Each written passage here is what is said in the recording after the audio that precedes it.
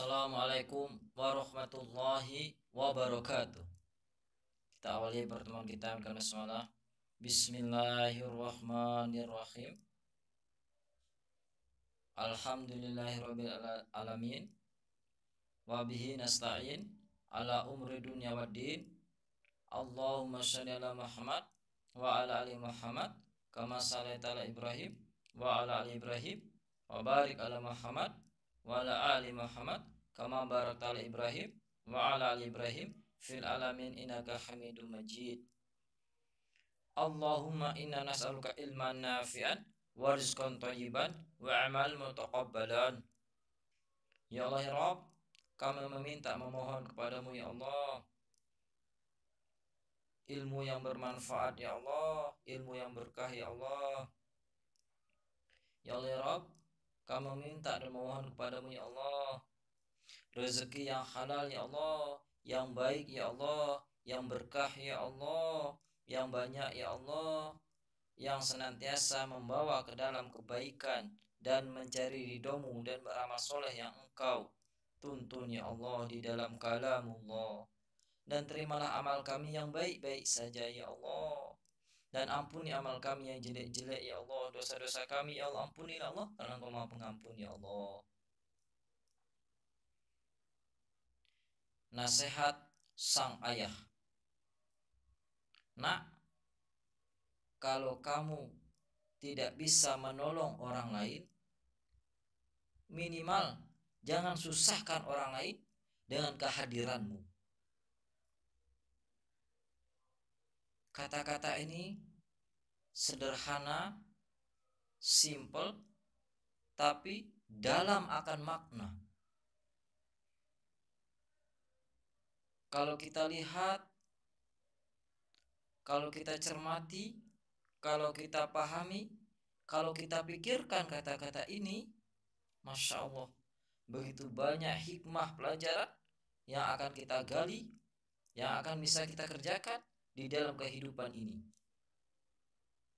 Inilah agama kita yang senantiasa menuntut kita untuk beragama, untuk bermanfaat bagi diri sendiri, bagi keluarga, bagi orang lain, bagi masyarakat, bagi bangsa negara kita Indonesia dan dunia ini insya Allah.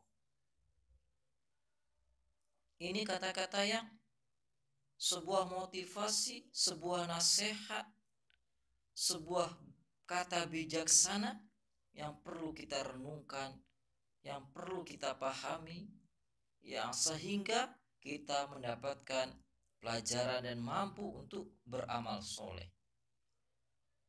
Nah, kalau kamu tidak bisa menolong orang lain, nah, di sini dikatakan bahwasanya kita untuk berusaha untuk menolong orang lain. Bagaimana menolong orang lain dengan kemampuan kita, dengan kapasitas kita, dengan kondisi kita. Kalau kita, posisi kita sebagai seorang ayah, bagaimana menolong istri kita dengan sebaik mungkin, baik itu dengan kata-kata yang menyejukkan, dengan penglihatan yang mendamaikan, dengan perbuatan yang membuat istri kita tersenyum. Atau kita seorang istri, bagaimana di hadapan seorang suami kita berusaha bertutur kata dengan baik, lemah lembut, membahagiakan suami kita. Bagaimana dengan sikap perbuatan kita membuat tenang, damai suami kita. Bagaimana dengan aktivitas yang kita lakukan membuat suami kita benar-benar betah, nyaman di sisi kita.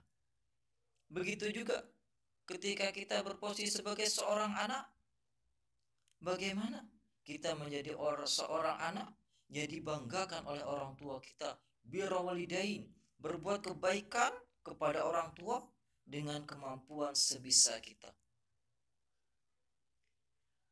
Begitu juga kalau posisi kita sebagai seorang kakak, seorang abang, bagaimana kita menjadi seorang kakak yang bisa membahagiakan adik-adik kita, baik dengan perkataan kita, baik dengan perbuatan kita, baik dengan aktivitas kita sehari-hari.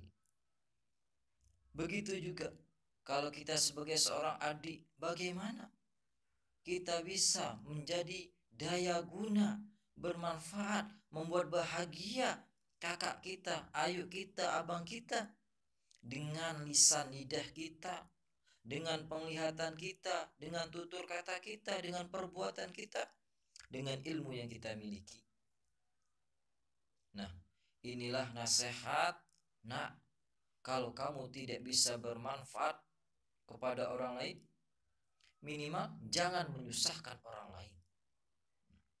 Oleh karena itu, siapapun posisi kita, dalam keadaan apapun kita, mari kita berusaha semampu kita untuk senantiasa berbuat kebaikan, berbuat manfaat bagi diri sendiri, bagi orang lain, bagi masyarakat kita, bagi bangsa, negara, dan dunia ini.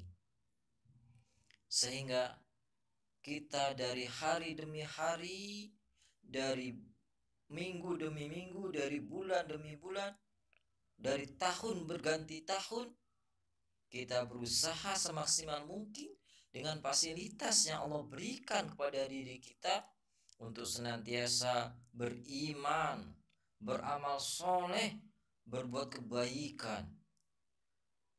Mudah-mudahan kita termasuk orang-orang yang Allah beri hidayah, petunjuk, yang mampu memahami Al-Quranul Karim, baik memahami secara keilmuannya, yakni ilmu tajwidnya. Mari kita berusaha belajar dikit demi sedikit, tahap demi tahap, untuk senantiasa memperbaiki tajwid kita. Begitu juga dengan pemahaman, mari dikit demi sedikit, tahap demi tahap kita memahami tafsir ayat demi ayat yang ada di dalam Al-Quranul Karim, dan berusaha tahap demi tahap kita mengamalkannya, mengaplikasinya, kita realisasikan di dalam kehidupan kita sehari-hari, sehingga maksud dan tujuan Al-Quran itu benar-benar tercapai. Setelah kita pahami, setelah kita baca, setelah kita amalkan, insya Allah Al-Quranul Karim, kalamullah, akan menghasilkan buah untuk diri kita, untuk keluarga kita, untuk masyarakat kita, untuk bangsa negara kita, dan dunia ini, insya Allah. Mudah-mudahan Allah Subhanahu wa Ta'ala senantiasa memberi kita taufik, hidayah, kemampuan baik jasmani ataupun rohani untuk mengamalkan apapun yang diperintahkan oleh Allah Subhanahu wa Ta'ala dalam kalamullah, dan mengikuti semampu kita yang diperintahkan oleh Rasulullah Sallallahu Alaihi Wasallam di dalam perkataannya, di dalam perbuatannya, di dalam takrirnya. Begitu juga kita berusaha senantiasa membangun, senantiasa membina hubungan sesama manusia, sehingga kita berbuat baik dengan kata-kata kita dengan sesama manusia. Kita senantiasa berpositif thinking dengan pemikiran kita dengan sesama manusia. Kita juga berusaha untuk mengerjakan sesuatu yang kita kerjakan sesuai dengan kapasitas kita, sehingga bermanfaat bagi orang lain. Kalau posisi kita sebagai seorang guru, bagaimana kita menjadi guru yang tauladan, guru yang bisa diikuti oleh murid-murid kita. Kalau posisi kita sebagai seorang pemberi nasihat, bagaimana kita juga belajar dengan nasihat-nasihat yang kita berikan kepada orang lain, yang kita ucapkan kepada orang lain. Mudah-mudahan Allah senantiasa beri kita taufik dan hidayah dan petunjuk. Dengan ilmu yang telah Allah titipkan kepada kita yang sedikit ini, kita syukuri. Bagaimana mensyukuri ilmu? Bagaimana ilmu yang kita miliki ini, yang sedikit ini, kita usahakan bermanfaat, mampu kita amalkan untuk diri kita sendiri, untuk keluarga kita, untuk masyarakat kita, untuk bangsa negara kita dan untuk dunia ini dengan kondisi kapasitas keadaan kita masing-masing. Begitu juga ketika Allah kasih kita fasilitas fisik yang sehat, yang kuat, yang kekar. Bagaimana kekuatan fisik dan kekar ini kita gunakan untuk senantiasa beribadah kepada Allah, untuk senantiasa melakukan kewajiban-kewajiban kita terhadap Allah. Kita gunakan untuk memperbanyak sholat-sholat sunnah, sholat-sholat rawatib muakkad, ghairu muakkad, sholat duha, sholat tahajud. Kita bangun di tengah malam, berusaha semampu kita, sebisa kita dengan kekuatan fisik yang Allah berikan kepada kita untuk senantiasa menegakkan sholat tahajud. Dan yang wajibnya kita berusaha untuk senantiasa sholat wajib 5 waktu baik bagi kaum laki-laki senantiasa berjemaah di musola atau di masjid terdekat, atau kalau kondisi darurat kita sholat di rumah kita berjamaah. Kita usahakan itu. Begitu juga ketika Allah Subhanahu wa ta'ala beri kita kelebihan pemikiran, ilmu pengetahuan, mari kita gunakan kecerdasan pikiran kita, ilmu pengetahuan kita untuk bermanfaat bagi diri kita, bagi keluarga kita, bagi masyarakat kita, bangsa, negara, dan dunia insya Allah. Begitu juga ketika Allah fasilitasi harta kepada kita, bagaimana dengan harta itu kita benar-benar berusaha untuk mendekatkan diri kepada Allah, untuk beramal soleh kepada Allah, sehingga kita benar-benar bahagia, sehingga dengan harta itu membuat kita bahagia hidup selama di dunia ini. Dan insya Allah Allah akan beri kita nikmat hidup di kubur kelak. Dan insya Allah Allah masukkan kita, Allah kumpulkan kita di dalam surganya hendaknya. Amin. Amin ya rabbal alamin. Kita tutup alhamdulillah. Alhamdulillahirabbil alamin. Doa kepada majelis. Subhanakallahumma wa bihamdika asyhadu an la ilaha illa anta astaghfiruka wa atubu ilaik. Assalamualaikum warahmatullahi wabarakatuh.